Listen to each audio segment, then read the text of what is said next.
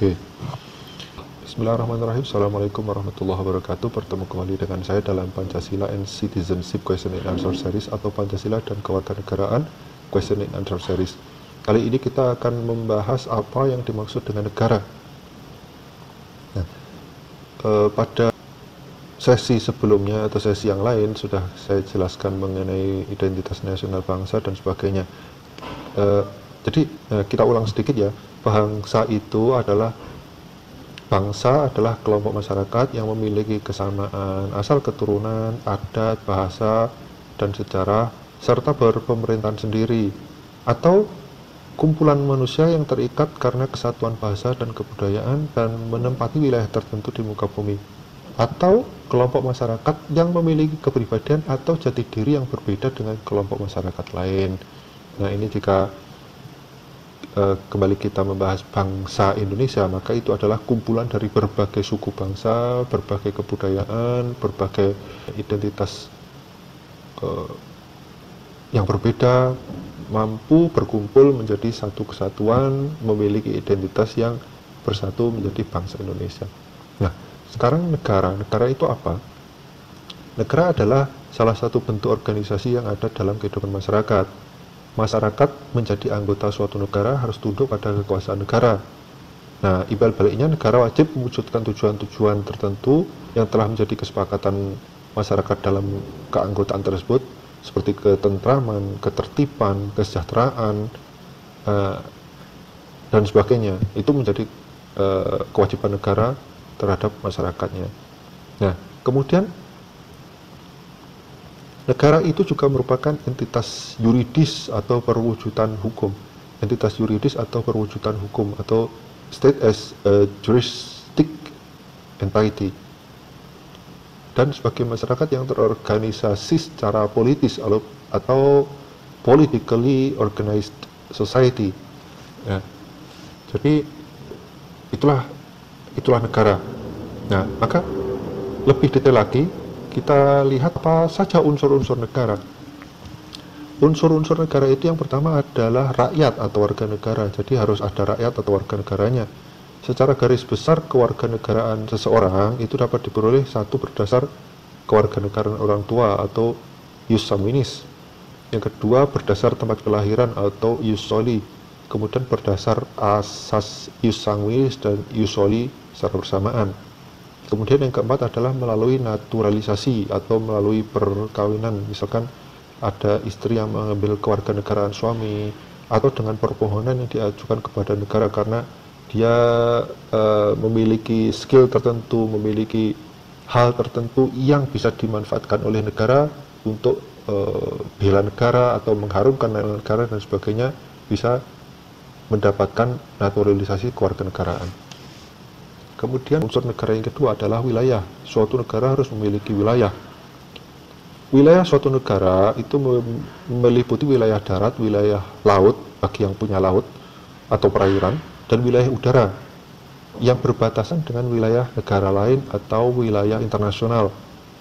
Selain itu ada wilayah juga yang disebut ekstrateritorial, misalkan kapal di bawah bendera suatu negara dan kantor perwakilan diplomatik suatu negara di negara lain. Nah, itu adalah ekstrateritorial negara yang bersangkutan.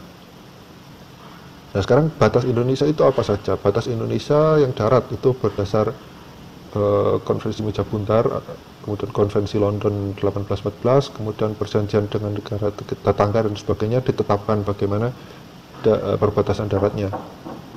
Kemudian perbatasan udara, ini tegak lurus garis batas wilayah darat dan laut Indonesia dengan ketinggian yang belum ditetapkan dalam konvensi atau kesepakatan internasional.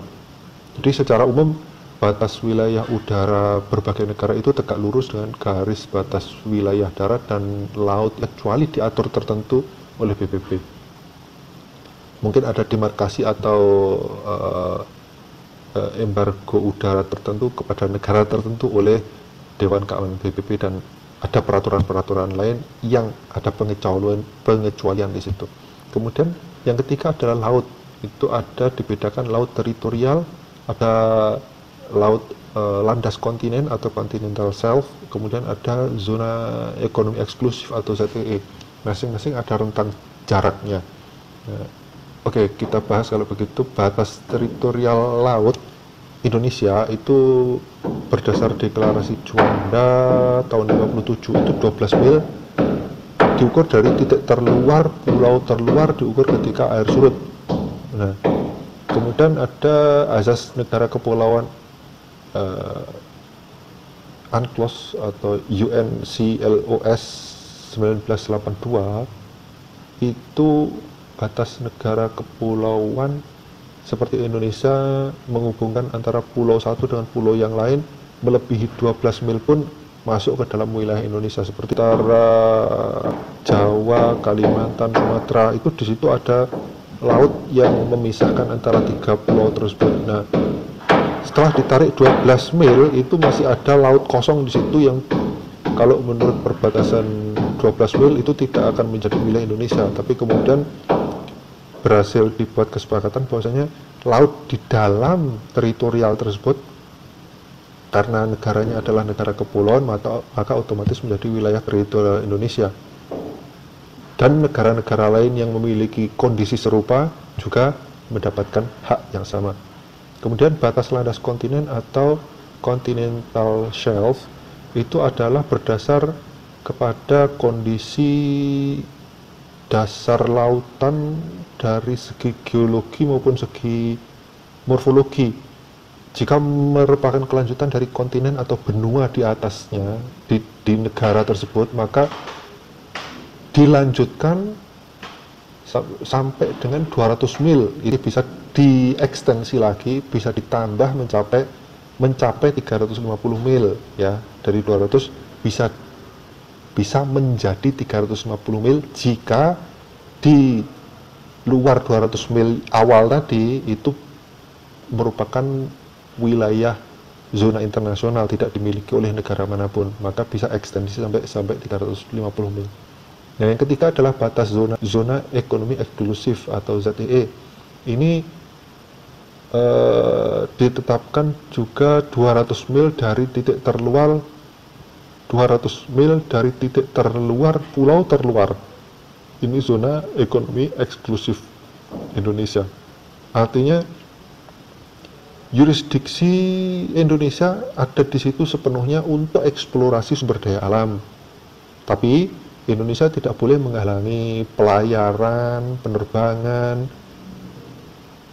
atau pemasangan infrastruktur oleh negara lain, misalkan kabel laut misalkan. Itu tidak boleh dihalangi oleh Indonesia, tapi sekedar memberikan pemberitahuan. Misalkan ada kapal negara lain memasuki wilayah ZEE Indonesia, maka hanya melakukan pemberitahuan jalur pelayarannya. Kemudian ada penerbangan penerbangan yang melewati zona ekonomi eksklusif Indonesia, memberitahukan ke ACT Center terdekat jalur penerbangannya, hanya untuk keamanan dan kelancaran transportasi saja. Tapi secara eksplorasi sumber daya alam, Indonesia memiliki hak sepenuhnya atas wilayah zona ekonomi eksklusif. Nah, selanjutnya unsur negara yang ketiga itu adalah pemerintah. Pemerintah itu punya kekuasaan tertinggi dan tidak berada di bawah kekuasaan lainnya, artinya dia berdaulat. Kedaulatan negara dapat diartikan sebagai kedaulatan ke dalam dan kedaulatan keluar, berhak mengatur negaranya sendiri tanpa dicampuri oleh negara lain. Nah, ini hak atas perlindungan diplomatik di luar negeri itu merupakan hak kewarganegaraan juga. Jadi suatu negara berhak melindungi warganya di luar negeri. Suatu negara berhak untuk menolak mengekstradisi warga negaranya ke negara lain, misalkan. Kemudian kewarganegaraan itu menuntut kesetiaan, dan salah satu bentuk kesetiaan tersebut adalah kewajiban melaksanakan bela negara. Selain itu, kekuasaan negara berlaku bagi semua orang di wilayah negara yang bersangkutan. Jadi siapapun yang melakukan pelanggaran akan dikenai sanksi sesuai dengan peraturan yang berlaku di negara tersebut. Nah, ini artinya juga kembali ke, jadi ini merupakan bentuk kedaulatan ke dalam dan keluar dari pemerintahan negara tersebut. Kemudian fungsi negara itu apa? Fungsi negara itu adalah yang pertama melaksanakan penertiban, law and order, untuk mencapai tujuan bersama. Jadi agar tertib, itulah fungsi negara. Jadi untuk melakukan penertiban, adanya law and order untuk mencapai tujuan bersama. Kemudian adanya fungsi mencerdaskan dan membina budi pekerti warganya, itu tugas negara juga. Kemudian mengusahakan kesejahteraan dan kemakmuran rakyatnya, itu tugas negara juga. Kemudian ada fungsi pertahanan, bagaimana mempertahankan diri dari serangan musuh dan sebagainya, itu fungsi negara.